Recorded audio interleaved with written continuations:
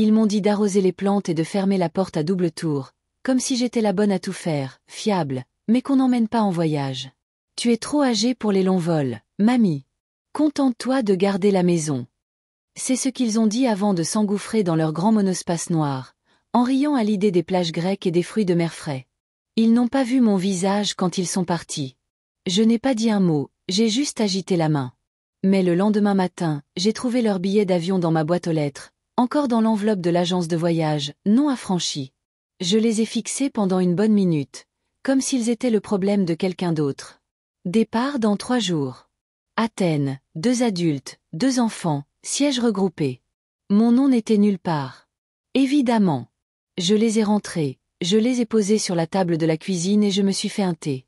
C'est ce qu'on fait à mon âge quand la vie vous envoie un coup de poing dans la poitrine. On se fait un thé et on attend que les mains arrêtent de trembler. Mais elles n'ont pas arrêté. Elles tremblaient quand j'ai attrapé mon vieux carnet d'adresses, quand j'ai trouvé le numéro de l'agence. Je voudrais annuler ces billets, ai-je dit. La jeune femme à l'autre bout du fil apparut surprise. Puis-je vous demander pourquoi, madame? Non, ai-je dit. Annulez-les, c'est tout. Il y a eu un silence, puis un « bien sûr », poli, presque craintif. J'ai noté le numéro de confirmation. Puis je me suis préparé une autre tasse de thé, je me suis assise dans le fauteuil où je berçais mon fils pour l'endormir, et j'ai regardé le salon. La photo de mon mari, Paul, était toujours sur la cheminée, toujours jeune, toujours souriant. Il était parti il y a 20 ans. S'il avait été là, il n'aurait jamais laissé faire ça. J'avais été beaucoup de choses dans cette maison. Une épouse, une infirmière, une secrétaire, une cuisinière, une réparatrice de jouets cassés et de cœurs brisés. Et depuis 10 ans, juste mamie. Plus Hélène, plus maman. Une présence en arrière-plan, discrète et obéissante. Il pensait que j'allais m'asseoir sagement et attendre des nouvelles. Des photos de ciel bleu envoyées sur le groupe WhatsApp de la famille. Des messages comme « Tu nous manques, on aimerait que tu sois là », sachant pertinemment qu'il n'avait jamais eu l'intention de m'emmener. J'ai regardé à nouveau les billets annulés. Puis j'ai ouvert le tiroir où je garde mon passeport. Il était encore valide. J'avais un peu plus de 12 000 € sur mon livret A, quelques milliers de plus en placement. Pas de dette. Personne ne dépendait de moi. Plus maintenant. J'ai réservé un vol. Athènes, une place, côté couloir.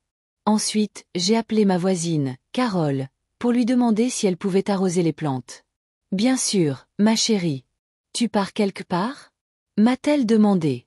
Juste un petit voyage, ai-je répondu. J'ai fait une petite valise, des chaussures confortables, ma plus belle écharpe et cette robe bleu marine que je n'avais pas portée depuis l'enterrement de Paul. Pas par tristesse, mais parce qu'elle me donnait de l'allure, et j'avais oublié comment porter quelque chose qui me faisait cet effet. La veille de mon vol, je me suis assise sur le perron.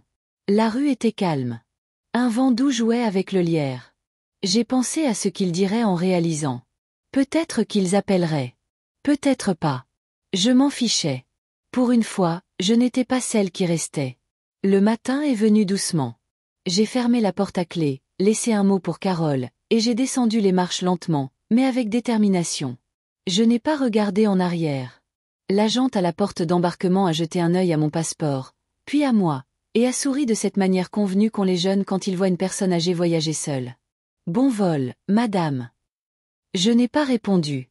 J'ai juste continué à marcher, une main agrippée à la poignée de ma valise, l'autre tenant ma carte d'embarquement comme un bouclier. Je n'avais pas pris l'avion depuis près de 30 ans. L'aéroport semblait bruyant, métallique, tout en verre et en annonces, rempli de gens aux vies compliquées. Mais j'ai traversé tout ça comme si j'étais à ma place, car faire semblant d'être à sa place, c'est la moitié du chemin.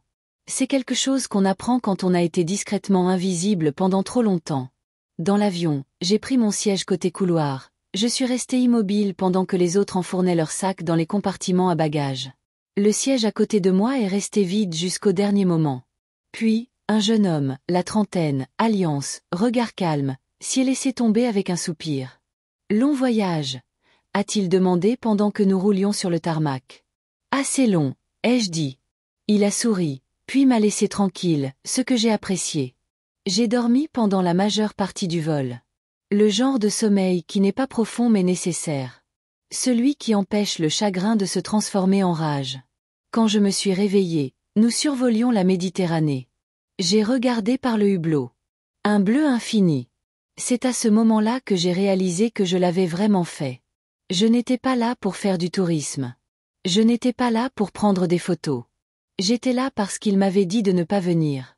À l'aéroport d'Athènes, je me suis déplacée plus lentement. La chaleur était différente, même à l'intérieur. J'ai pris un taxi pour une modeste petite pension dans une rue adjacente. Rien d'extraordinaire, mais propre. La femme à la réception parlait un peu français et m'a appelée « Madame », comme si ça signifiait encore quelque chose. Une fois dans la chambre, j'ai posé ma valise contre le mur et je me suis assise sur le bord du lit. Je n'ai pas pleuré. J'ai juste fixé le carrelage pendant un long moment. Le chagrin ne se manifeste pas toujours par des larmes. Parfois, c'est juste rester assise, immobile, en pensant à tous les anniversaires et à toutes les fêtes où l'on a souri pour masquer le fait de ne pas être désiré. J'ai passé la soirée à marcher, pas loin, juste quelques rues. J'ai trouvé une petite boulangerie. J'ai commandé du pain et des olives. Le serveur était gentil. Il ne m'a pas pressé. J'ai mangé lentement, sans regarder mon téléphone une seule fois. Personne n'attendait de mes nouvelles, de toute façon. Le lendemain matin, je me suis réveillée tôt. La lumière ici était différente, plus douce. J'ai ouvert les volets et je l'ai laissé entrer. Puis j'ai fait quelque chose que je n'avais pas fait depuis des années. J'ai mis du rouge à lèvres, juste un peu. La teinte que je portais avant que tout dans la vie ne devienne beige et contrit. J'ai demandé des recommandations à la réception. Pas des sites touristiques. Un endroit calme, ai-je précisé. La jeune femme a écrit quelque chose. Essayez Anafiotica, a-t-elle dit. C'est vieux, très paisible. Alors j'y suis allée. Des maisons blanches, des ruelles sinueuses, des chats dormant sur les seuils, des fleurs dans des pots ébréchés. Tout était lent et obstinément beau. J'ai marché jusqu'à en avoir mal aux pieds. Puis je me suis assise sur un banc de pierre et j'ai simplement existé, tandis que de jeunes couples passaient, heureux sous le soleil éblouissant. Personne ne m'a dévisagé. Personne ne m'a dit que j'étais trop vieille. Personne ne m'a dit de simplement garder la maison. J'ai pensé à ma petite fille, Amélie, 16 ans, toujours à m'envoyer des photos avec des filtres et la langue tirée. Je me suis demandé ce qu'elle dirait si elle me voyait ici.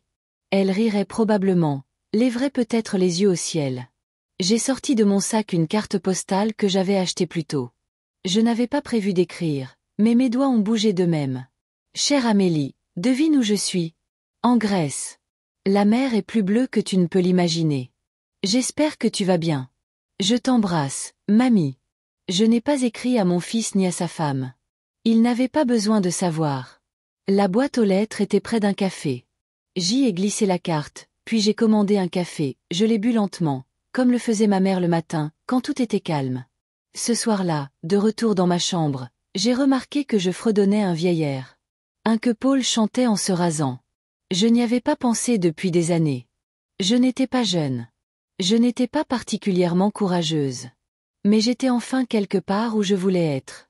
Et ça comptait. Je n'avais pas l'intention de rencontrer qui que ce soit. Ce n'était pas le but.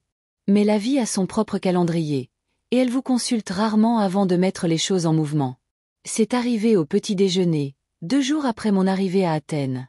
J'étais à la petite table près de la fenêtre, sirotant mon café et beurrant ma tartine avec plus de soin que nécessaire. En face de moi, à la table voisine, était assise une femme de mon âge. Cheveux argentés relevés en un chignon strict, yeux vifs malgré les demi-lunes perchées sur son nez. « Vous mettez trop de beurre », dit-elle, sans méchanceté. J'ai levé les yeux, un peu amusée. C'est toujours mieux que pas assez. Elle a hoché la tête. C'est juste. Ce fut le début. Elle s'appelait Rosalie, une directrice d'école de Lyon à la retraite, voyageant seule, comme moi. Veuve, ajouta-t-elle nonchalamment, comme si ce n'était qu'un autre tampon sur son passeport.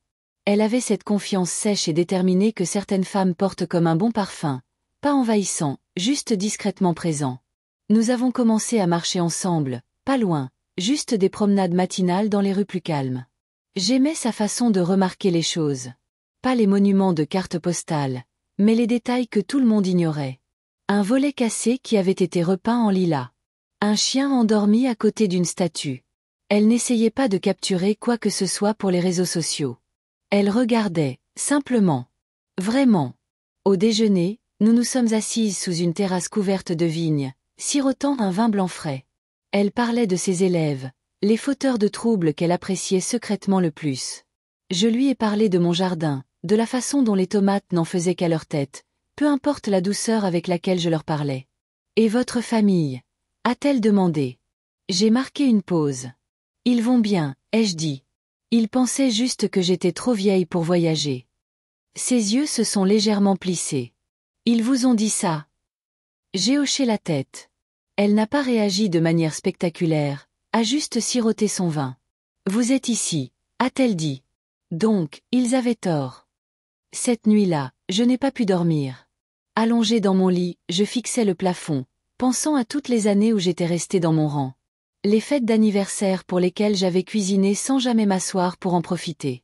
Les voyages que j'avais financés mais auxquels je n'avais jamais été invitée. Combien de fois je m'étais dit, ils sont juste occupés, ou on a besoin de toi ici. Mais on n'avait pas besoin de moi. Pas vraiment. Pas au-delà des soins, de la préparation des repas, de la présence fiable. Le lendemain matin, Rosalie a frappé à ma porte. Elle avait une carte pliée sous le bras et une lueur dans les yeux. Florence, a-t-elle dit. Ce n'est pas loin. J'ai toujours voulu voir la galerie des offices. Vous? J'ai hésité. Et vous? Pourquoi pas, ai-je dit. Nous avons réservé des billets de train cet après-midi-là. 2 femmes de plus de 70 ans achetant des allées simples comme des étudiantes en vacances d'été. Nous en avons ri au dîner, même si quelque chose en moi était encore tendu, comme un vieux muscle qui n'a plus l'habitude de bouger. Ce soir-là, j'ai reçu un message de ma belle-fille. Je n'avais pas eu de ses nouvelles depuis des semaines. Tu as vérifié le jardin? L'arrosage automatique a fait des siennes dernièrement. Pas de « Comment vas-tu ?» Pas de « Où es-tu ?» Je n'ai pas répondu. Au lieu de ça, j'ai fait ma valise. J'ai plié la robe bleu marine avec soin, emballé mes perles, roulé mes chaussures dans un sac en plastique. De vieilles habitudes d'années de voyage pratique. Je me déplaçais lentement, non pas à cause de l'âge, mais pour savourer. Dans un coin de ma chambre, il y avait un petit vase de marguerites fraîches, un cadeau de Rosalie. Parce que vous avez l'air de quelqu'un qui apprécie les fleurs sans avoir besoin d'une raison. Elle n'avait pas tort. Cette nuit-là, j'ai placé le téléphone dans un tiroir et je l'ai éteint. Pas de notification, pas d'alerte. Pour la première fois depuis longtemps, je ne me sentais pas comme quelqu'un qui attend d'être incluse. Je me sentais comme quelqu'un qui avançait, un pas à la fois. Le train pour Florence est parti juste après 9 heures. Nous étions assises côte à côte dans un wagon calme, nos sacs rangés au-dessus de nous, un sachet en papier de croissant entre nous. Rosalie lisait un roman policier. Je regardais par la fenêtre. La campagne défilait, douce et dorée, brodée de vignobles et de villages endormis. Ça ressemblait à un tableau que mon mari avait acheté une fois dans un marché aux puces. Cadre bon marché, mais l'intérieur était magnifique. Il disait que ça lui rappelait des endroits où il n'était jamais allé. Je n'aurais jamais pensé les voir moi-même. Nous n'avons pas beaucoup parlé. C'était le confort de Rosalie. Elle n'avait pas besoin de combler le silence, ne pressait pas de questions. Quand le train a tangué doucement dans un virage, elle a levé les yeux de son livre et m'a offert le dernier croissant sans un mot. Je l'ai pris et j'ai souri. C'était suffisant. Florence nous a accueillis avec un air chaud et des rues étroites. Notre hôtel était vieux et plein de charme, le genre d'endroit où l'ascenseur grinçait et les clés étaient de lourds objets en laiton avec des pompons en cuir.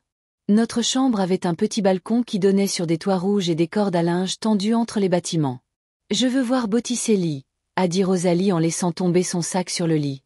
Et peut-être quelque chose de ridicule et de cher que je ne porterai jamais. Nous avons fait les deux. La galerie des offices était bondée mais en valait la peine. Debout devant la naissance de Vénus, j'ai senti quelque chose se détendre en moi. Pas de l'émerveillement, exactement, plutôt de la reconnaissance. Ce sentiment que la beauté n'est pas toujours bruyante.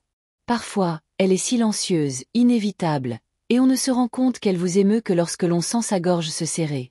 Nous avons marché des heures ensuite, nous arrêtant dans un café où le serveur a flirté avec Rosalie, et elle a flirté en retour. Elle avait cette façon de faire, de se sentir jeune sans faire semblant de l'être. Je l'enviais. Ce soir-là, nous avons mangé dans un petit restaurant du côté de l'Oltrarno, loin des foules. Des pâtes au beurre et à la sauge, du vin rouge dans des verres simples. Des rires qui venaient plus facilement que d'habitude. « Tu es différente maintenant », a dit Rosalie doucement. Comment ça? Tu te tiens plus droite, moins repliée sur toi-même. Je ne savais pas quoi répondre, alors j'ai simplement hoché la tête. Plus tard, de retour dans la chambre, j'ai vérifié mon téléphone par habitude. 24 appels manqués. 14 de ma belle-fille, le reste de mon fils. Je n'ai pas écouté les messages vocaux. J'ai juste fait défiler les messages. Où es-tu? Ça va? Il est arrivé quelque chose? Puis un mémo vocal. La voix de mon fils, fatiguée et sèche. Maman, s'il te plaît, appelle-nous. Les enfants sont inquiets. On pensait que tu serais à la maison. J'ai fixé l'écran, essayant de ressentir quelque chose. La colère, la tristesse, la culpabilité. Mais ce que je ressentais, c'était de la distance. Pas de la cruauté, juste de l'espace. Assez pour respirer. Le lendemain, Rosalie a fait la grasse matinée. J'ai erré dans un quartier calme de la ville, suivant mon instinct plutôt qu'une carte. J'ai trouvé une boutique avec des jupes en lin et des boucles d'oreilles en argent. Je n'ai acheté ni l'un ni l'autre, mais j'ai essayé les deux. Dans l'après-midi, nous avons pris le bus pour Fiesole, sur la colline, loin du bruit. Nous nous sommes assises sous les arbres et avons regardé la ville d'en haut. C'est ça, ai-je dit, ne parlant pas exactement de la vue. C'est ça qui manquait, a acquiescé Rosalie, comme si elle savait ce que je voulais dire. Quand nous sommes rentrés, il y avait un autre message. Mon fils, encore. Maman, est-ce que tu as annulé nos vacances exprès? On est arrivé à l'aéroport et, peu importe. Appelle, s'il te plaît. On est inquiet. J'ai éteint le téléphone. Ce soir-là, alors que nous retournions à l'hôtel, Rosalie a dit, alors, on va ou après? J'ai réfléchi un instant. Lisbonne, ai-je dit. J'ai toujours voulu entendre du fado en direct. Elle a souri. Allons-y, alors. Lisbonne nous a accueillis comme une vieille amie. Chaleureuse, un peu débraillée, et pleine d'une musique qu'on n'a pas besoin de comprendre pour la ressentir. Les trottoirs scintillaient de la pluie de la veille, et même l'air semblait vibrer d'un défi silencieux, comme si la ville savait quelque chose que le reste du monde avait oublié. Nous avons séjourné dans une pension aux volets bleus et aux murs carrelés. Notre chambre avait un petit balcon qui donnait sur une place où des enfants jouaient au foot entre des bancs rouillés. J'y suis restée longtemps ce premier soir, à regarder le soleil glisser derrière les toits, à écouter les voix en bas. Un portugais doux et rapide qui ressemblait au vent dans les feuilles. Rosalie ne se sentait pas bien ce jour-là. Rien de grave, juste une petite fièvre et des douleurs articulaires. Ce n'est rien, m'a-t-elle dit en agitant la main. J'ai connu pire. Sors, va voir la ville. Mais je ne suis pas sortie. Je lui ai apporté du thé à la place. Je me suis assise près de son lit, lisant à haute voix un livre que nous avions acheté à Florence. Un après-midi lent et calme. Elle s'est assoupie au milieu d'un paragraphe, son visage plus paisible que je ne l'avais vu depuis des jours. Cela m'a rappelé mon mari à l'hôpital. La respiration silencieuse, les petits gestes de soins sur lesquels personne n'écrit de poèmes mais qui comptent plus que tout. J'ai réalisé quelque chose à ce moment-là. J'avais passé ma vie à m'occuper des autres. Enfants, petits-enfants, Paul, même le chien. Mais ça, être assise au chevet de Rosalie, lui servir du thé, vérifier sa température, ça ne ressemblait pas à une obligation. Ça ressemblait à un choix. Ce soir-là, j'ai cuisiné pour nous. Rien d'extraordinaire. Des œufs, du pain, des tomates que j'ai achetées à un vendeur du coin qui m'a souri comme si nous étions de vieilles connaissances. Nous avons mangé sur le balcon, enveloppés dans des châles. Rosalie allait mieux, elle avait repris des couleurs, sa voix était plus forte. Merci, a-t-elle dit après que nous ayons fini de manger. Pour les œufs. Pour ne pas être partie. Je ne savais pas quoi dire, alors j'ai juste hoché la tête et pris une autre gorgée de thé. Le lendemain matin, je me suis réveillée au son du fado, cette musique obsédante et mélancolique qui semble venir d'un endroit plus ancien que la tristesse elle-même. Un homme jouait sur la place en bas.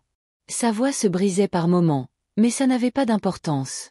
La chanson m'a atteinte quand même. Je suis restée sur le balcon, pieds nus, les bras croisés pour me protéger du froid matinal, et j'ai laissé la musique s'installer dans mes os. Au moment où Rosalie était prête à sortir, la ville s'était complètement réveillée. Nous avons marché lentement, elle se remettant encore, moi perdue dans mes pensées. Nous sommes passés devant une église, ses portes grandes ouvertes, de l'encens s'échappant dans la rue. Je ne suis pas entrée. J'ai juste regardé une femme allumer un cierge, s'agenouiller et joindre ses paumes comme si elle tenait quelque chose de fragile entre elles. De retour à la pension, j'ai allumé mon téléphone. 5 nouveaux messages. Ma belle-fille, encore. Ce n'est pas drôle, Hélène. Puis, on ne sait pas quoi dire aux enfants. Et de mon fils, tu as fait passer ton message. Avais-je fait passer un message? Je n'étais même pas sûre de ce qu'il pensait que j'essayais de dire. Je n'avais pas prononcé un mot depuis qu'il m'avait laissé derrière. Rosalie m'a regardé lire les messages. Elle n'a pas posé de questions, a juste versé du thé et m'a tendu la tasse. Ce soir-là, nous avons trouvé un bar à fado niché entre 2 ruelles de blanchisserie. Pas de menu, pas de touristes, juste des locaux, des verres qui trinquent, et une femme avec une voix qui sonnait comme de la soie rouillée. Elle chantait le désir, l'abandon, la résilience. Je suis restée assise là, les yeux fermés, le cœur étrangement calme. Elle ne chantait pas pour moi, mais je comprenais chaque mot. La lettre est arrivée, pliée en 3, glissée sous la porte de notre chambre pendant la nuit. Pas de timbre, pas d'enveloppe, juste mon nom écrit d'une écriture hâtive et familière. J'ai su avant de la ramasser. Mon fils. Je me suis assise sur le bord du lit, la lettre non ouverte sur mes genoux, tandis que Rosalie s'affairait avec son écharpe devant le miroir. Elle n'a pas posé de questions à ce sujet. Elle l'avait vu aussi. De la même manière qu'on voit un bleu se former sur la peau de quelqu'un d'autre. Visible, mais pas à vous de le toucher. J'ai déplié la lettre avec précaution. Elle n'était pas longue. 3 courts paragraphes écrits avec la même courtoisie froide qu'il utilisait pour remplir des formulaires. Maman, nous ne comprenons pas ce que tu fais. Les enfants sont perdus. Amélie a pleuré.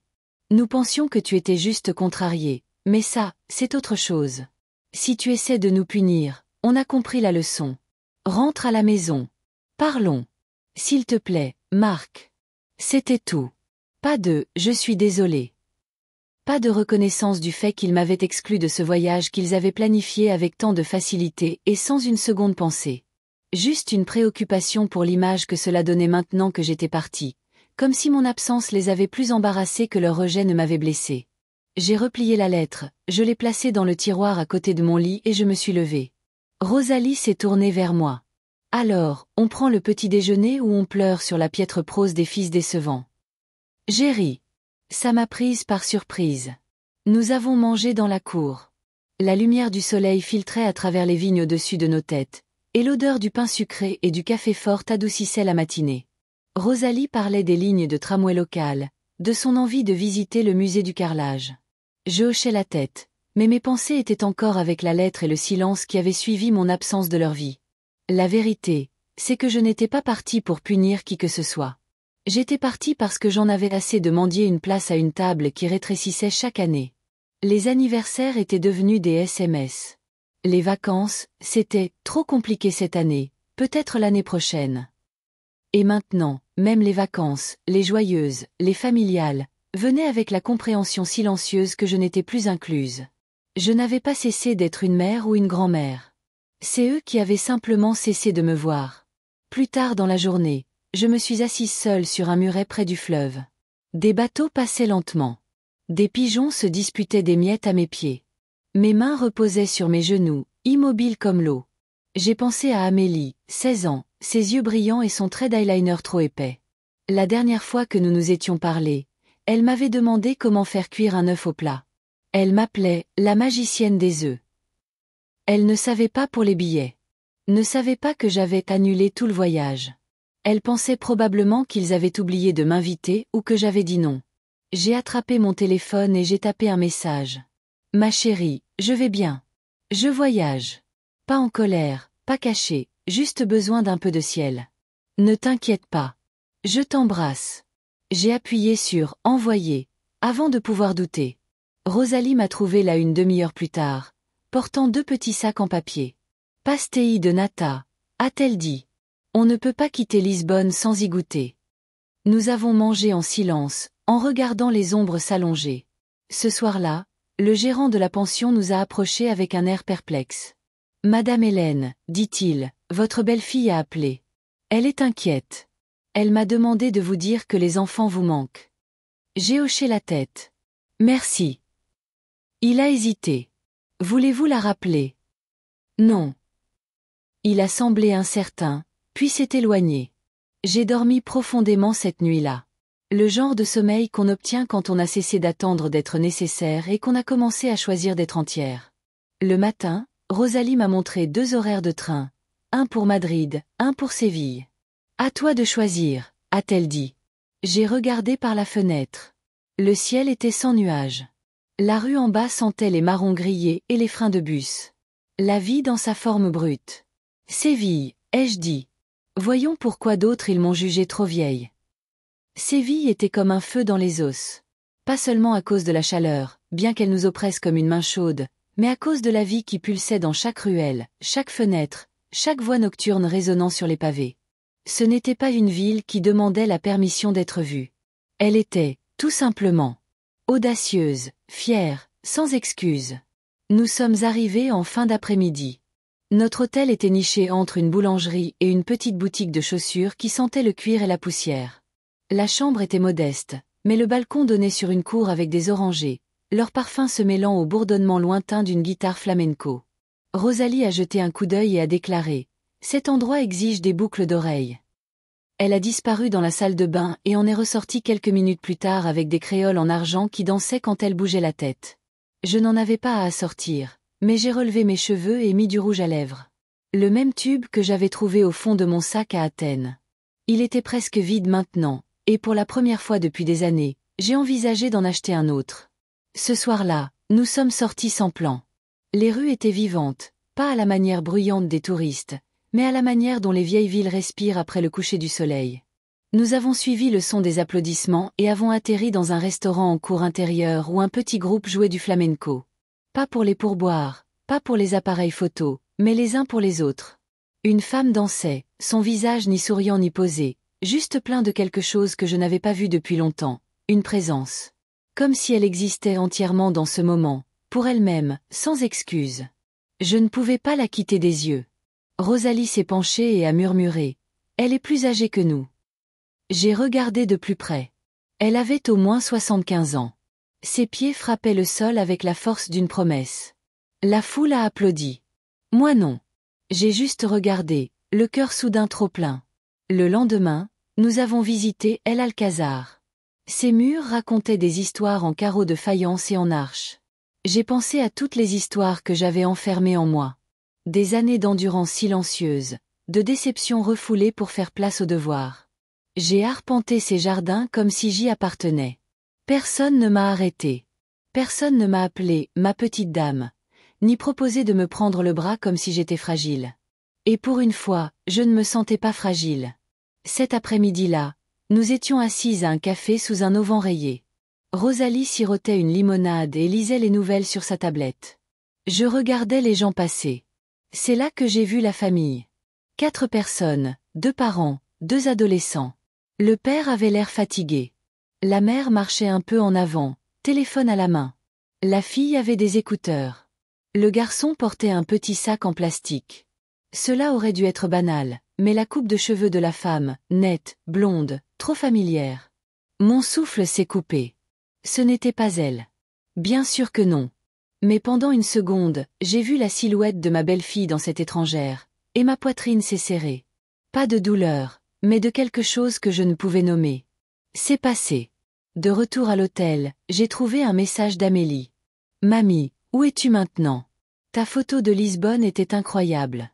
Je l'ai montrée à ma prof d'art plastique. Elle a dit que tu avais un très bon œil. Je peux t'appeler bientôt? J'ai souri, puis j'ai froncé les sourcils. Je ne lui avais pas envoyé de photos. Rosalie. Bien sûr. J'ai ouvert ma galerie de photos. Elle était là, moi sur le balcon à Lisbonne, un bras posé sur la rambarde en fer, regardant la rue. Je ne me souvenais pas qu'elle l'avait prise. Je ne me souvenais même pas d'être restée immobile comme ça. Mais j'étais là, sans poser, sans m'excuser, juste existante. J'ai répondu. À Séville maintenant. Il fait chaud, la ville est têtue et pleine de bruit magnifique. Je t'appelle demain. Tu adorerais cet endroit. Cette nuit-là, allongée dans mon lit, j'ai pensé à tous les endroits où je n'étais jamais allée parce que quelqu'un devait rester derrière et tout faire tenir. Les fois où j'avais dit « Allez-y. Je me débrouillerai ». Même quand ce n'était pas vrai. Les vacances que j'avais payées mais auxquelles je n'étais pas invitée. Les mariages que j'avais aidé à organiser mais où j'étais assise au bout de la table. Mais maintenant, j'étais là, à Séville, dans une chemise de nuit en coton doux que j'avais achetée à un vendeur de rue qui m'avait appelée la Sonora Valiante, la dame courageuse. J'ai fermé les yeux et j'ai laissé la musique d'une radio lointaine flotter par la fenêtre. Demain, je danserai. Pas pour quelqu'un. Juste pour me souvenir que je le pouvais. Ça a commencé par un appel auquel je n'ai pas répondu. Puis un autre, et un autre. En milieu de matinée, l'écran s'est de nouveau allumé. Marc, mon fils. Même nom, même numéro, même silence quand je l'ai laissé sonner. Il y avait eu 26 appels en 2 jours. Un message vocal après l'autre. Je n'en ai pas écouté un seul.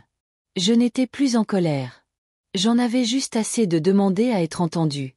Rosalie était déjà habillée quand je suis sortie de la salle de bain. Elle portait un chapeau de paille à large bord et une robe en lin qui flottait derrière elle quand elle bougeait. Il y a un marché près du fleuve, dit-elle, et j'ai envie de marchander. Nous y sommes allés lentement, mes sandales raclant les vieilles pierres, le soleil léchant ma nuque comme un enfant espiègle. Le marché était vivant. Pas policé, pas organisé, vrai. Des hommes criant les prix, des femmes riant, des enfants filant entre les étals avec des doigts collants. J'ai senti quelque chose se dénouer dans ma poitrine. Un fil tiré d'un nœud que je ne savais pas porter. J'ai acheté un foulard, jaune, aussi vif que des soucis. Ce n'était pas une couleur que je portais habituellement, mais il captait la lumière comme s'il avait sa place dans ma vie. Pendant que Rosalie négociait un panier, je me suis assise sous un parasol délavé avec une boisson fraîche et j'ai vérifié mes messages. Je ne sais pas pourquoi. Peut-être par habitude, peut-être par espoir. Il y avait un mémo vocal. Pas de Marc cette fois. D'Amélie. Sa voix était douce, incertaine. Mamie, je ne sais pas si tu entendras ça, mais je voulais juste dire que tu me manques. Maman et papa paniquent un peu. Ils pensent que tu essaies de prouver quelque chose, mais je ne crois pas. Je pense que tu en as juste eu marre d'être laissé de côté. Ça aurait été mon cas aussi. Bref, j'espère que tu es en sécurité. Tu as l'air heureuse sur cette photo. Je ne t'ai jamais vue comme ça. Appelle-moi, d'accord ? Même si c'est juste pour 1 minute. Je l'ai écouté 2 fois, puis une 3e. Cette dernière phrase a fait sauter un verrou. Même si c'est juste pour 1 minute. Je suis retournée à l'hôtel seule pendant que Rosalie partait à la recherche d'Olive. Je me suis assise sur le bord du lit, le foulard jaune sur mes genoux. Puis j'ai pris le téléphone et j'ai appelé. Amélie a répondu à la 2e sonnerie. Mamie. Sa voix a vacillé. Je pouvais entendre des bruits de fond, une bouilloire qui siffle, les pas de quelqu'un sur du carrelage. Je suis là, ma chérie. Oh mon Dieu. Attends. Le téléphone a été secoué. Une porte s'est fermée, puis le silence. Je commençais à croire que tu étais partie en mode rebelle total, dit-elle, sa voix tremblant légèrement. Pas rebelle, ai-je dit. J'ai juste retrouvé quelque chose que j'avais oublié avoir perdu. Quoi? Moi-même. Elle est restée silencieuse un moment. Je comprends, dit-elle doucement. Je crois que je comprends mieux que maman et papa. Je l'ai cru. Nous avons parlé pendant 15 minutes. De l'école, de ses dessins, d'un garçon qu'elle aimait mais qui ne l'aimait pas en retour. Des choses normales, précieuses. Puis elle a demandé prudemment, « Tu rentres bientôt ?» Je ne sais pas encore, ai-je dit honnêtement. Je pourrai te voir quand tu reviendras. Bien sûr, mon bébé. Nous avons raccroché. Je me sentais plus légère. Non pas parce que tout était réglé, mais parce que quelque chose de vrai était passé entre nous. Et la vérité, la vraie, éclaircit toujours l'air. Rosalie est revenue avec un air triomphant et un sac en papier plein d'olives. « Victoire !» a-t-elle déclaré. Nous les avons mangées sur le balcon. Le coucher de soleil a embrasé le ciel de rouge. Je crois qu'il commence à comprendre, ai-je dit après un moment. Qui? Ma famille. Elle a mâché lentement, puis a hoché la tête. Il était temps. Je n'ai pas beaucoup dormi cette nuit-là. Pas d'agitation. Quelque chose de plus profond. Un changement, un nouveau poids. Pas lourd, mais solide. Comme si on trouvait enfin le sol sous ses pieds après avoir dérivé trop longtemps. Le matin, j'ai mis mon foulard jaune. Sans raison, juste parce que je le pouvais. Lisbonne avait été douce et douloureuse. Florence, gracieuse et lente. Mais Séville m'avait donné de la chaleur et du tonnerre, avait secoué une partie de moi que je ne savais pas encore piéger dans les excuses. Et maintenant, mon foulard joliment noué autour du cou et mon billet à la main, nous sommes montés dans le train pour Grenade. Rosalie fredonnait. Elle ne fredonnait jamais le matin. Quelle est l'occasion? Ai-je demandé. Elle a haussé un sourcil. Nous allons voir l'Alhambra. Je fredonne pour l'architecture. J'ai souri, j'ai croisé les mains sur mes genoux et j'ai regardé la campagne défiler. Grenade était plus calme que je ne l'imaginais. Pas silencieuse, juste respectueuse, comme si la ville savait ce qu'elle contenait et n'avait pas besoin de le crier. Les rues étaient étroites, comme des murmures échangés entre les bâtiments. L'air portait l'odeur des oranges et de la pierre. Nous nous sommes installés dans une petite auberge tenue par un homme qui ressemblait à l'oncle fatigué de quelqu'un. Notre chambre avait vue sur des toits et des cordes à linge. Le genre de vue qui dit la vérité. Pas arrangée, pas polie, réelle. Ce soir-là, je me suis assise seule sur la terrasse pendant que Rosalie faisait la sieste. J'ai fait défiler mes messages, non pas pour voir ce qu'ils disaient, mais pour me rappeler que je pouvais regarder sans réagir. C'est une étrange forme de liberté, la capacité de choisir le silence. Mais un message m'a interpellée. C'était de Marc. Juste une ligne. Maman, est-ce qu'on t'a perdu? Il n'y avait pas de colère dedans, pas de culpabilité non plus. Juste une note, une reconnaissance peut-être. Je n'ai pas répondu. Au lieu de ça, j'ai ouvert mon carnet. Je l'avais acheté à Lisbonne et n'y avais pas écrit un seul mot. Maintenant, j'ai commencé. Les choses que je n'ai jamais dites à voix haute. 1. Je n'ai pas toujours été fatiguée. Je suis juste devenue fatiguée de ne pas être vue. 2. Chaque fois que vous me traitiez de démodée, j'avalais une phrase que j'aurais dû dire. 3. Je me souviens encore de ton regard, à 5 ans, quand tu m'as donné un caillou trouvé dans le jardin et que tu l'as appelé « précieux ». C'était la dernière fois que tu m'as donné quelque chose juste comme ça. 4. Mon nom me manque. Je n'ai pas pleuré. J'ai juste continué à écrire. Le matin, nous sommes montés à l'Alhambra. Ce n'était pas facile. La colline était raide et mes genoux me faisaient mal.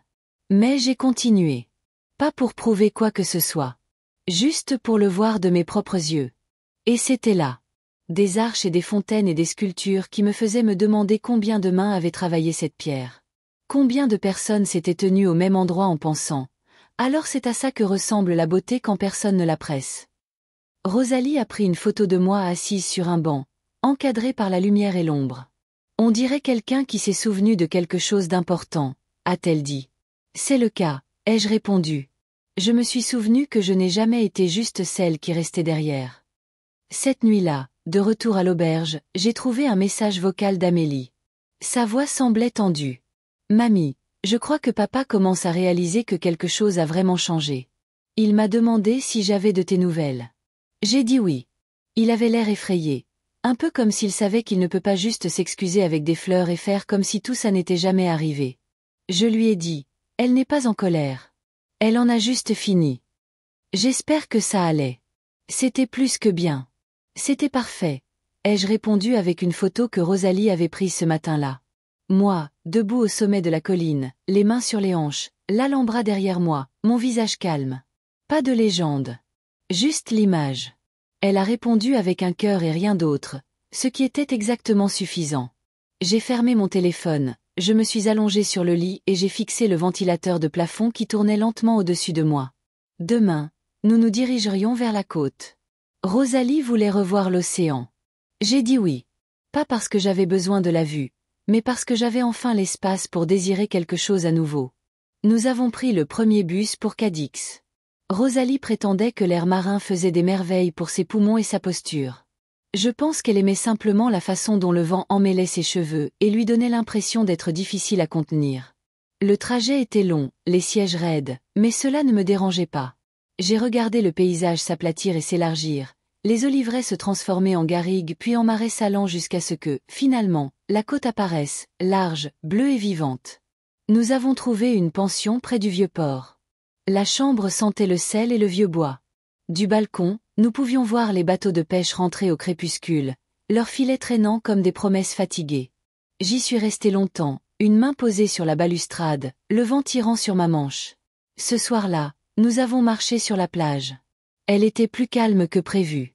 Les vagues n'étaient pas spectaculaires, juste régulières, persistantes. Rosalie a ramassé un morceau de verre poli par la mer et l'a glissé dans sa poche. J'ai marché pieds nus, laissant l'eau froide me mordre les orteils. Il y avait un couple à proximité, plus âgé que nous, se tenant la main comme des adolescents. Ils ne parlaient pas, marchaient simplement ensemble, les doigts entrelacés comme la réponse à une question qu'ils n'avaient plus besoin de poser. Je me suis assise sur un rocher bas et j'ai regardé le soleil se dissoudre à l'horizon. Quelque part derrière moi, Rosalie fredonnait à nouveau, le même air que dans le train pour Grenade. Il flottait sur le vent et se mélangeait aux cris des mouettes. Mon téléphone a vibré dans ma poche. Je n'ai pas bougé, pas pendant un long moment, mais j'ai fini par le sortir. C'était Marc, encore. S'il te plaît, laisse-nous juste entendre ta voix. J'ai fixé l'écran. Puis j'ai ouvert l'application de mémo vocal et j'ai appuyé sur « Enregistrer ». Je n'ai pas écrit de script. Je n'ai pas répété. J'ai juste parlé. Marc, je ne suis pas en colère. Mais j'ai changé. J'ai passé la majeure partie de ma vie à attendre qu'on me demande, qu'on ait besoin de moi, qu'on me voie. Et c'est arrivé parfois, mais la plupart du temps, j'étais l'arrière-plan de vos vies. Je ne dis pas ça pour te culpabiliser.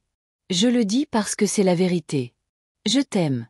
Je t'aimerai toujours. Mais je ne reviendrai pas pour jouer le rôle que vous m'aviez assigné.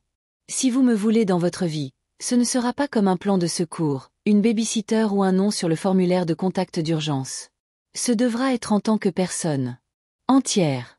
J'espère que tu comprends. Bonne nuit. J'ai appuyé sur « Envoyer ». La mère a murmuré quelque chose que je n'ai pas tout à fait pu traduire.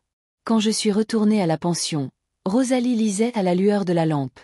Elle a levé les yeux. « Tu l'as envoyé ». J'ai hoché la tête. Elle a fermé son livre. « Comment te sens-tu » Comme si j'avais enfin dit ce que j'avalais depuis 20 ans. Elle a souri. Il était grand temps. Cette nuit-là, j'ai rêvé d'un couloir, infini, bordé de portes fermées. Je marchais lentement, pieds nus, mes doigts effleurant chaque poignée. Et une par une, les portes s'ouvraient derrière moi avec un déclic. Je n'ai pas regardé en arrière. Le matin, il n'y avait pas de réponse de Marc. Mais il y avait un autre message d'Amélie. Une photo. Elle avait dessiné quelque chose. Moi, sur la plage, foulard au cou, cheveux balayés par le vent. La légende disait, on dirait qu'elle s'est souvenue de qui elle était. Je l'ai fixé longtemps. Puis je me suis tournée vers Rosalie. Allons danser ce soir. Elle a cligné des yeux. Danser. Oui. Tes genoux le permettent? J'ai souri. Ils apprendront. Le bar n'était pas fait pour nous. Pas vraiment. Il pulsait d'une énergie trop jeune, trop rapide, trop sûre de sa propre nouveauté. Un entrepôt reconverti près des docks, plein de lumière tamisée, de basses puissantes, et d'un brouillard de parfums, de sueur et de quelque chose d'autre qui s'accrochait au mur comme une histoire réutilisée. Mais nous y sommes allés quand même. Rosalie portait à nouveau ses créoles en argent, les cheveux lâchés, le rouge à lèvres précis. Je portais le foulard jaune. Il n'était plus enroulé autour de mon cou. Je l'avais noué dans mes cheveux comme un ruban que j'avais gagné. Ma robe était simple, en coton doux, vieille mais propre. Elle ne criait pas pour attirer l'attention. Elle n'en avait pas besoin. Nous n'avions pas l'air d'être à notre place. Mais d'un autre côté, appartenir ne m'avait jamais beaucoup servi. Nous avons trouvé une table au fond. La musique n'était pas du flamenco. C'était plus récent, syncopé, avec un rythme qui se glissait sous votre peau et faisait bouger votre pied avant que vous ne vous en rendiez compte. La piste était bondée. De jeunes couples, des touristes d'âge moyen, quelques locaux qui dansaient comme si le rythme leur devait un loyer. Rosalie sirotait sa boisson et tapait du pied. J'observais les danseurs, comment ils bougeaient, comment ils riaient, comment certains manquaient le rythme mais s'en fichaient. Un homme d'une 60aine d'années, avec une moustache de travers et des chaussures usées, faisait tournoyer une femme de mon âge, et ils souriaient tous les deux comme des idiots. Quelque chose en moi a basculé. J'y vais, ai-je dit. Rosalie a levé les yeux. Où ça? Là-bas. Elle a cligné des yeux. Seule. Oui. Je me suis levée, j'ai ajusté le foulard dans mes cheveux et je suis allée sur la piste. Je n'ai pas attendu de partenaire. Je n'ai pas attendu de permission. J'ai juste commencé à bouger. Au début, c'était étrange, comme si j'empruntais le corps de quelqu'un d'autre. Mes membres raides, incertains, ma respiration courte. Mais le rythme m'a entraîné, et les années sont tombées comme la poussière d'un vieux manteau. J'ai dansé. Pas avec grâce, pas avec habileté, mais pleinement. Un jeune homme est passé et a souri. Pas de manière moqueuse, sincèrement. Il m'a offert sa main. Je l'ai prise un instant, j'ai tournoyé une fois, j'ai ri, puis j'ai lâché. Je n'avais pas besoin de lui pour porter le rythme. J'avais le mien. Rosalie m'a rejointe un peu plus tard. Nous avons dansé ensemble comme des écolières à une réunion d'anciennes élèves. Maladroite, essoufflée, joyeuse. Nous sommes restés 2 heures, puis 3. Quand nous sommes enfin retournés à la pension, pieds nus et le visage rouge, nous nous sommes effondrés sur le lit comme des adolescentes rentrant en douce. C'était irresponsable, a dit Rosalie en haletant. Je sais. J'ai adoré. Je sais. Nous sommes restés là en silence, reprenant notre souffle. Mes genoux me faisaient mal. Mon dos allait me détester demain, mais ma poitrine se sentait grande ouverte. Avant de m'endormir, j'ai vérifié mon téléphone. Toujours pas de réponse de Marc. Je ne me sentais pas déçue, car il y avait un autre message d'Amélie. Papa ne sait pas comment te répondre. Il n'arrête pas de relire ton message. Il l'a imprimé. Il est sur la table de la cuisine. Il n'y a pas touché de la journée. Maman pense que tu as perdu la tête. Je lui ai dit que tu t'étais peut-être enfin trouvé. Tu me manques. Je suis fière de toi. Je ne crois pas l'avoir déjà dit, mais c'est vrai. J'ai fixé ces mots. Simple, calme, vrai. J'ai répondu, tu me manques aussi. Dis à ton père qu'il n'a pas besoin de répondre tout de suite. Certaines vérités mettent du temps à être digérées. Elle a répondu avec un seul emoji, une petite encre. Ça m'a fait rire. J'ai posé le téléphone et j'ai regardé le plafond. Le ventilateur tournait paresseusement, découpant l'air en lents virages prudents. J'ai pensé à la piste de danse. Au moment où j'avais lâché prise. Comment je n'avais rien fait d'extraordinaire. Je n'avais pas gravi une montagne, ni appris une nouvelle langue, ni tombé amoureuse. Mais j'avais reconquis quelque chose. Ma joie. Et à 72 ans, cela semblait aussi radical que n'importe quoi d'autre. Je me suis endormie avec les pieds endoloris, les muscles fatigués, et un cœur qui avait enfin l'impression de m'appartenir à nouveau. Nous avons quitté Cadix à l'aube.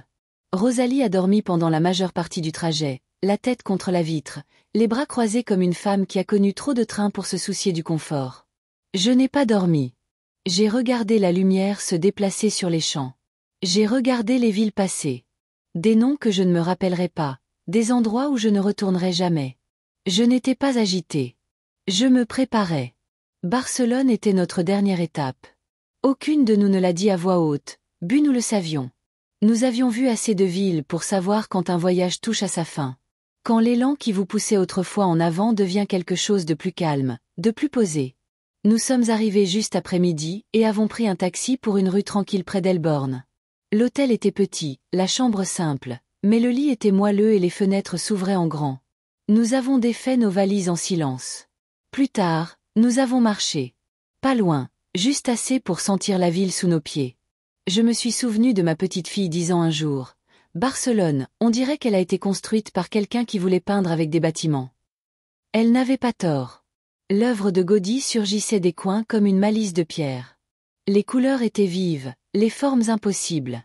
J'ai aimé ça plus que je ne m'y attendais. Nous avons dîné dans un petit café niché entre 2 librairies. J'ai commandé du poisson. Rosalie, de la soupe. Aucune de nous n'a fini son vin. La conversation était légère, dispersée, comme une brise douce. Le temps, les horaires de train, les chaussures. Mais en dessous, un courant différent. Je pense que nous avons toutes les 2 senti la faim avant qu'elle ne soit proche. Cette nuit-là, de retour à l'hôtel, je me suis assise sur le balcon avec un châle sur les épaules et mon carnet sur les genoux. La liste était plus longue maintenant. Les choses que je n'ai jamais dites à voix haute. Page 3. 5. Je pensais que si je donnais assez, il me garderait près d'eux. Mais l'amour acheté par le sacrifice est toujours celui qui a le moins de valeur. 6. Vieillir ne me dérangeait pas. Être ignoré, si. 7. Il m'a fallu 50 ans pour réaliser que le silence n'est pas toujours une force. Parfois, c'est juste la peur déguisée en patience. 8. Je ne regrette pas la mère que j'ai été. Je regrette la personne que je suis devenue en disparaissant pour l'être. J'ai fermé le carnet. Mon téléphone a vibré. Pas Marc. Pas Amélie. Ma belle-fille. Claire. Le message était plus long que d'habitude. Hélène, nous avons tous beaucoup parlé. Marc ne sait plus comment t'aborder. Il pense que tout ce qu'il dira sera maladroit. Je lui ai dit que parfois, écouter est plus important. Nous ne voulions pas te laisser de côté. Je sais que ça ne répare rien, mais c'est la vérité. Nous avons planifié le voyage en pensant que ce serait plus simple pour les enfants. Nous nous sommes dit que tu serais plus à l'aise à la maison. C'était un mensonge. Nous avions peur de ton âge. Pas de tes limites, mais parce que ça nous rappelait les nôtres. Nous sommes désolés. Je suis désolée. Si jamais tu décides de rentrer, nous aimerions tout recommencer. Sans attente. Juste toi, tel que tu es. Je n'ai pas pleuré, mais je suis restée très immobile pendant un long moment. Ce n'étaient pas des excuses qui effaçaient quoi que ce soit. C'était simplement un début. Le lendemain matin, Rosalie m'a trouvée en train de faire ma valise. Elle a haussé un sourcil. La maison, bientôt? Oui. Elle a hoché la tête. Tu es sûre? Oui. Elle a siroté son thé. Eh bien, il est temps que tu portes le coup de grâce. J'ai ri. Ce n'était pas un coup. Plutôt une porte qui s'ouvre. Rosalie est partie 2 jours plus tard. Nous nous sommes serrés dans nos bras à la gare. Aucune de nous n'a dit au revoir. Juste, à bientôt. Ce soir-là, seule dans la chambre, j'ai commandé un dernier verre de vin au bar du rez-de-chaussée et je me suis assise près de la fenêtre.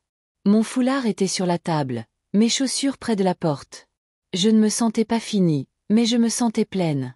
Demain, j'achèterai un billet. Non pas pour retourner à la maison qu'il m'avait dit de garder, mais pour la vie que j'avais enfin choisi de retrouver, à mes conditions. L'aéroport ressemblait moins à un adieu qu'à une pause. Je ne laissais rien derrière moi. Je ramenais quelque chose. Moi-même, peut-être. Ou ce qu'il en restait après des décennies d'attente silencieuse. Le vol était calme. Je n'ai pas regardé de film. Je n'ai pas lu. Je suis juste restée assise avec le bourdonnement du moteur dans mes pensées, regardant la terre en dessous rétrécir, s'aplatir, disparaître. Quand j'ai atterri, personne n'attendait. Je ne m'y attendais pas. L'air était plus épais ici, le ciel plus terne. Ça sentait l'herbe humide et les haies trop arrosées, une sorte d'oubli familier. J'ai pris un taxi. Le chauffeur était jeune, bavard. J'ai donné des réponses courtes et j'ai regardé par la fenêtre. Les rues défilaient comme des souvenirs que je n'avais pas demandé à me remémorer. La boulangerie où j'emmenais Amélie. Le parc où Marc s'était cassé le bras en tombant des cages à écureuils. La pharmacie où Claire et moi nous étions tenus côte à côte pour acheter du sirop pour la toux et un test de grossesse. Ce n'étaient pas de mauvais souvenirs. Ils étaient juste lointains maintenant, comme l'écriture de quelqu'un d'autre dans un vieux livre. Ma maison était exactement comme je l'avais laissée. Carole avait arrosé les plantes. Le perron était propre. La clé a tourné facilement dans la serrure. À l'intérieur, tout retenait son souffle. J'ai marché de pièce en pièce, touchant les choses. Le bord du canapé, le bol en céramique ébréché sur la table, la photo de Paul près de la cheminée. Rien n'avait bougé, mais tout avait changé. Je n'ai pas défait ma valise tout de suite. J'ai fait du thé, je me suis assise à la table de la cuisine, la fenêtre ouverte. J'ai laissé le silence s'étirer. Mon téléphone a vibré. Un message d'Amélie. Tu es rentrée?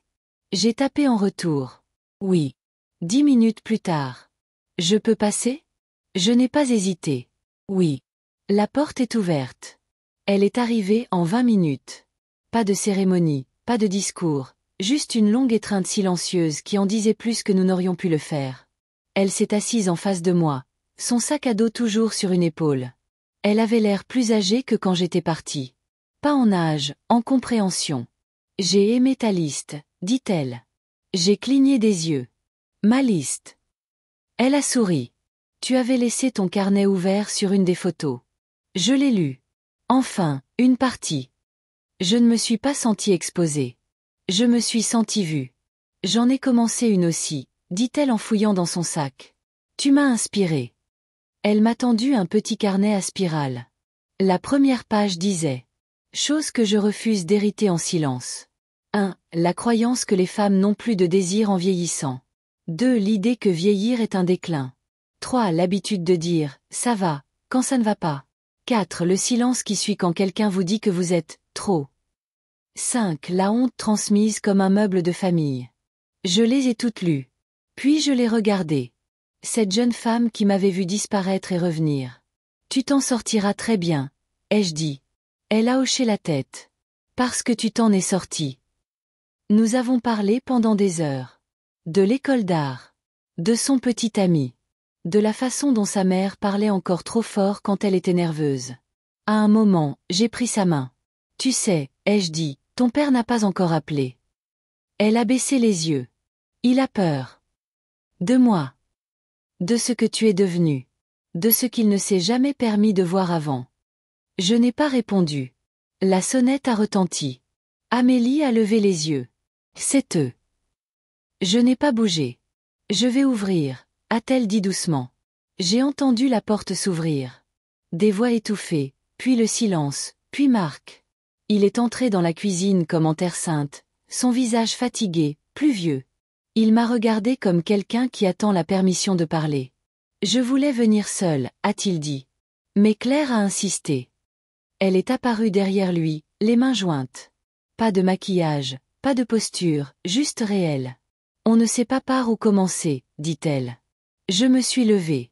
Vous avez déjà commencé, ai-je répondu. Vous êtes venu. Marc a fait un pas en avant. Je ne voulais pas te perdre. Tu ne m'as pas perdu, ai-je dit. Tu as juste arrêté de me voir. Il a hoché la tête. Je suis désolée. Pas grandiose, pas poétique, juste honnête. C'était suffisant. J'ai fait du thé, ai-je dit. Il en reste dans la théière. Ils se sont assis. Pas comme les propriétaires de l'espace, pas comme des gens demandant le pardon comme une faveur, mais comme des gens qui réalisaient enfin que la place à table ne leur revenait pas par défaut. Elle devait se mériter. Ils ne sont pas restés longtemps. 1 heure, peut-être moins. Assez de temps pour dégorger de thé maladroite, trop de silence, et le travail discret de construction d'une nouvelle forme entre nous. Je n'ai pas pressé les choses. Je n'ai pas lissé les aspérités. Je les ai laissés sentir le silence dans lequel j'avais vécu pendant des années. Je les ai laissés s'y asseoir un moment. Claire a parlé plus que Marc. Elle l'avait toujours fait. Mais cette fois, il y avait moins de certitude dans sa voix, plus d'écoute entre ses phrases. Elle m'a posé des questions sur mon voyage, sur les lieux, la nourriture, les gens. Je lui ai donné des morceaux. Pas l'ensemble. Elle ne méritait pas l'ensemble. Pas encore.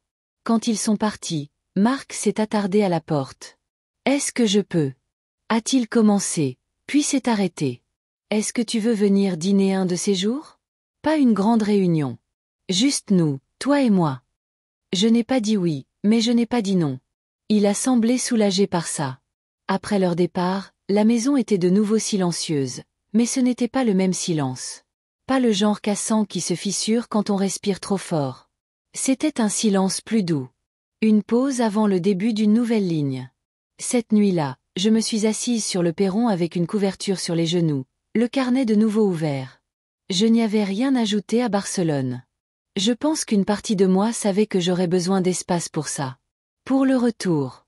Les choses que je sais maintenant, ai-je écrit en haut d'une nouvelle page. 1. Les gens ne remarquent votre silence que lorsqu'il leur coûte quelque chose. 2. Partir n'est pas la même chose que fuir. 3. On peut encore tout recommencer à 72 ans. 4. Certaines portes n'ont pas besoin d'être claquées. Juste fermées doucement, mais fermement. 5. Votre voix n'a pas disparu. Elle attend que vous arrêtiez de demander la permission. J'ai fait une pause, j'ai tapoté le stylo contre le papier, puis j'ai ajouté. 6. Le pardon, ce n'est pas pour eux. C'est pour pouvoir respirer à nouveau. J'ai fermé le carnet, je l'ai posé sur la table d'appoint et j'ai respiré l'odeur du jasmin de nuit. Amélie est passée l'après-midi suivant. Sans prévenir, sans raison. Elle est juste entrée, a enlevé ses chaussures et s'est affalée sur le canapé comme elle le faisait quand elle était petite. J'ai pris une décision, dit-elle. Oh. Je postule pour le programme à Berlin. Je l'ai regardé. Ses yeux étaient nerveux, mais déterminés. Je sais que c'est loin, dit-elle. Et maman panique déjà, mais je dois le faire. J'ai besoin de partir. Je n'ai pas bronché. Tu devrais, ai-je dit. Elle a cligné des yeux. Vraiment. N'attends pas la permission, ai-je dit. Tu passeras à côté de ta vie. Sa bouche s'est étirée en un lent et large sourire. Je savais que tu comprendrais. Elle est restée des heures. Nous avons fait de la soupe. Nous avons parlé de livres. Elle a posé des questions sur Rosalie. Harry, quand j'ai dit que nous avions dansé jusqu'à ce que nos jambes nous lâchent. Tu es une sorte de légende, a-t-elle dit en me taquinant. Non, ai-je dit. Je suis juste enfin moi-même. Avant de partir, elle m'a tendu une petite enveloppe. À l'intérieur, il y avait un dessin. La même plage de Cadix, mais avec une nouvelle silhouette au bord de l'eau. Moi, les bras ouverts, la tête inclinée vers la mer. En bas, elle avait écrit « Elle n'est pas revenue la même » et c'était tout l'intérêt. J'ai levé les yeux. Elle a haussé les épaules. Je vais le faire encadrer. Après son départ, je l'ai placé à côté de la photo de Paul sur la cheminée. Il aurait compris. Le lendemain matin, j'ai reçu une lettre. Du vrai papier, de l'encre bleue. L'écriture de Marc.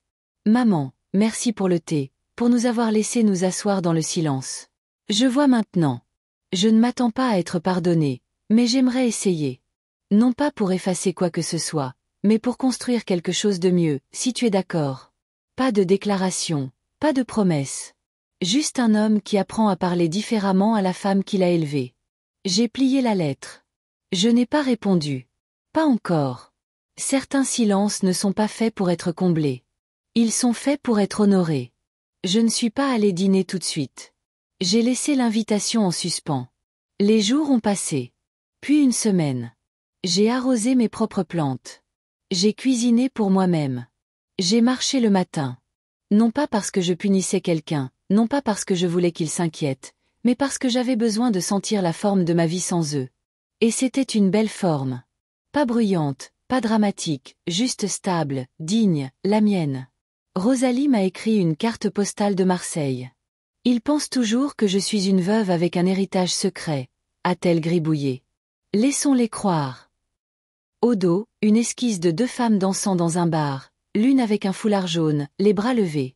J'ai ri en la voyant, je l'ai encadrée, je l'ai mise près de la fenêtre de la cuisine. Puis un matin, j'ai appelé Marc. Dimanche, ai-je dit. 17 heures. J'apporterai le dessert. Il a semblé surpris, reconnaissant, prudent. Comme il se doit. Quand je suis arrivée chez eux, Claire a ouvert la porte. Elle n'a pas souri trop vite, ne m'a pas prise dans ses bras, elle s'est juste écartée et a dit « Entre ». J'ai traversé les pièces comme une invitée, pas comme quelqu'un qui venait ici chaque semaine. Il y avait de nouvelles œuvres d'art sur les murs. Les meubles avaient été réarrangés. Même l'air semblait différent. Je n'étais pas blessée. Ils avaient continué à vivre. Moi aussi. Amélie était déjà à table. Elle s'est levée et m'a embrassée sur la joue. J'ai fait la salade, a-t-elle chuchoté comme si c'était un secret partagé. Ne dis rien à maman si elle n'est pas bonne. J'ai pris ma place. Le dîner était agréable, civilisé, un peu guindé. Marc posait des questions. Claire proposait de me resservir. Amélie faisait des blagues. Je répondais simplement. J'écoutais plus que je ne parlais. Je regardais la façon dont Marc me jetait des coups d'œil, comme quelqu'un qui cherche des fissures dans un mur. Vers la fin, il s'est raclé la gorge. J'ai lu ton carnet. Je l'ai regardé. Quel carnet? Celui sur le comptoir sur la photo. Amélie m'a laissé en lire une partie. J'ai haussé un sourcil. Elle te l'a montré. Elle a dit que c'était important. J'ai vu ce que tu ne disais pas. Ça lui ressemblait bien. Il a hésité, puis a ajouté, ça m'a fait mal. Tant mieux, ai-je dit. Il a levé les yeux, surpris. Tant mieux, ai-je répété. Parce que ça veut dire que tu m'as enfin entendu. Il a hoché la tête lentement. Oui. Claire s'est raclé la gorge. Nous avons beaucoup parlé, et nous voulons faire mieux. Je ne suis pas ici pour des promesses, ai-je dit. Je suis ici pour voir si vous apprenez. Ils ont tous les deux hoché la tête. J'ai sorti le dessert. Une tarte au citron. Pas trop sucrée, juste assez acide pour réveiller le palais. Nous avons mangé en silence pendant un moment. Puis Amélie a dit, « Je veux lire quelque chose. » Elle a sorti une page pliée de sa poche. Sa propre liste, maintenant. Sa voix tremblait un peu. Chose que je veux me rappeler. Ma grand-mère m'a appris que disparaître en silence est une forme de mort lente. Que rester douce n'est pas la même chose que rester silencieuse. Que les femmes ne doivent pas leur énergie au confort des autres. Que aimer quelqu'un ne signifie pas devenir petite pour lui. Qu'on a le droit de ne plus être à sa place à table et d'en exiger une nouvelle. J'ai cligné des yeux, fort. Personne n'a parlé pendant un long moment. Finalement, Claire s'est levée. Elle a commencé à débarrasser. Marc a aidé. Amélie a versé plus de thé, et je me suis adossée, les mains sur mes genoux, regardant le calme s'installer. Pas le genre inconfortable, mais le genre mérité. Celui qu'on partage quand les gens apprennent enfin à se tenir les uns les autres avec honnêteté. Quand je suis partie, Marc m'a accompagnée à la porte. Il a hésité avant de parler. « Je sais que ça prendra du temps », a-t-il dit. « J'ai le temps », ai-je répondu. Puis j'ai fouillé dans mon sac, j'en ai sorti une fine enveloppe et je la lui ai tendue. « Qu'est-ce que c'est ?» Une copie des billets. Ceux que j'ai annulés. Il l'a fixé. Je les ai gardés, ai-je dit. Pas par dépit. Par vérité. Pour qu'on n'oublie pas à quel point il a été facile de m'effacer. Il n'a pas ouvert l'enveloppe, a juste hoché la tête et l'a glissée dans sa poche. Nous ne nous sommes pas serrés dans les bras, mais nous nous sommes tenus proches, comme des gens qui pourraient un jour se comprendre sans avoir besoin d'expliquer chaque blessure. À la maison, je me suis déshabillée lentement, j'ai enlevé mes boucles d'oreilles, j'ai plié mon foulard. Je me suis tenue devant le miroir, étudiant mon visage. Plus vieux, oui, mais pas fatigué. Plus sage, mais pas froid. Il y avait des rides qui n'étaient pas là avant le voyage. Mais ce n'étaient pas des fissures.